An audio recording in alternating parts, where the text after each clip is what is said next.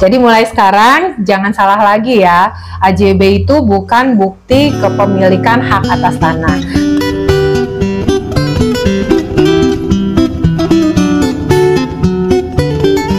Mbak Desi, Ya. kemarin kita bahas terkait dengan sporadik. Artinya sporadik itu bahasanya surat mentah lah. Tapi ada taikan lagi nih di atas sporadik yang namanya AJB. Ya kan? Nah, itu bagaimana kalau AJB itu, Mbak? AJB ini dianggap bukti kepemilikan juga nih, jangan-jangan. Karena kan akte jual beli kan? Akte jual beli. Disayang-sayang kayaknya, disimpan dengan baik ya AJB ya. Benar. Oke, ini nih yang banyak salah kaprah juga. AJB itu produknya si PPAT. PPAT itu pejabat pembuat akta tanah. Ya. Yang wilayah kerjanya ada di kota atau kabupaten. Jadi jual beli itu baru sah kalau dilaksanakannya di hadapan PPAT. Kalau jual beli masih pakai kwitansi atau surat jual belinya dibuat di kepala pekon, itu statusnya masih di bawah tangan. Untuk sahnya tetap ya, transaksi itu ada di notaris. PPAT khususnya. PPAT ya. Bukan notaris PPAT. Tidak semua notaris merangkap menjadi PPAT, tidak semua PPAT merangkap jadi notaris, karena itu dua SK yang berbeda. Tadi kan kita bicara masalah AJB nih. Ya. Seandainya nih ada si pemilik tanah, dia memiliki sporadik. Untuk langsung naik ke sertifikat, apakah perlu AJB lagi? Kita lihat lagi penguasaan fisiknya. Sebenarnya kalau untuk permohonan hak itu tidak memerlukan AJB. Kenapa? Karena alas hak atau penguasaannya itu cukup dengan sporadik diketahui kepala pekon. Silakan ajukan ke kantor pertanahan.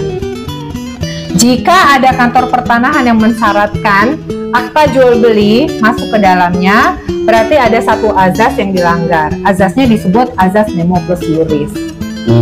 Teorinya seperti itu, tapi praktiknya kita sudah familiar dengan kalau mau buat sertifikat tuh harus dengan sporadik, harus dengan AJB, ya, syaratnya ruwet, lama, panjang, biayanya mahal. Iya betul. Dan akhirnya pada mundur. Betul. Padahal kalau kita bandingin, coba Prona sama PTSL, syaratnya pakai AJB nggak?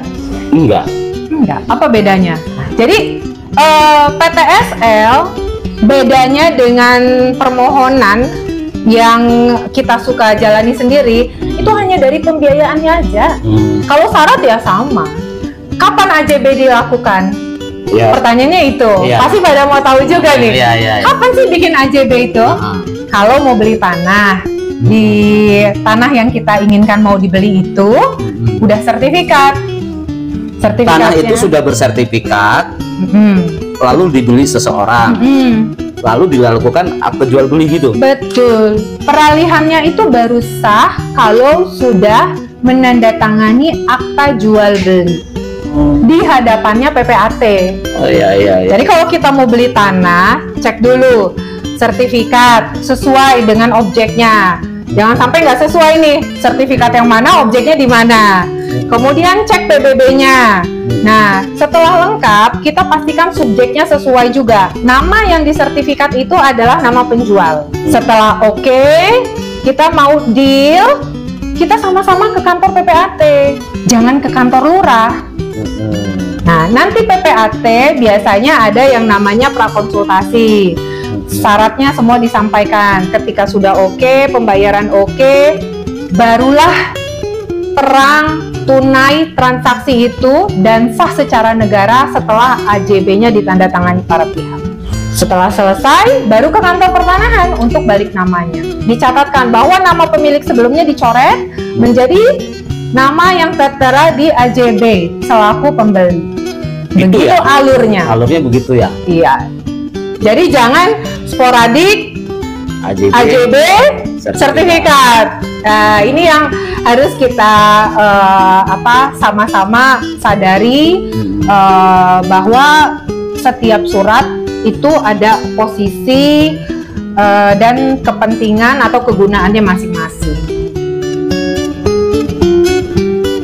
Jadi mulai sekarang jangan salah lagi ya, AJB itu bukan bukti kepemilikan hak atas tanah, tetapi sahnya jual beli itu setelah dilaksanakan akta jual beli di hadapan PPAT. PPAT-nya harus di wilayah kerja kota atau kabupaten. Jangan juga transaksinya di Pringsewu, objeknya di Pringsewu, tapi dengan PPAT yang di Kota Bandar Lampung. Itu salah karena kewenangannya berbeda.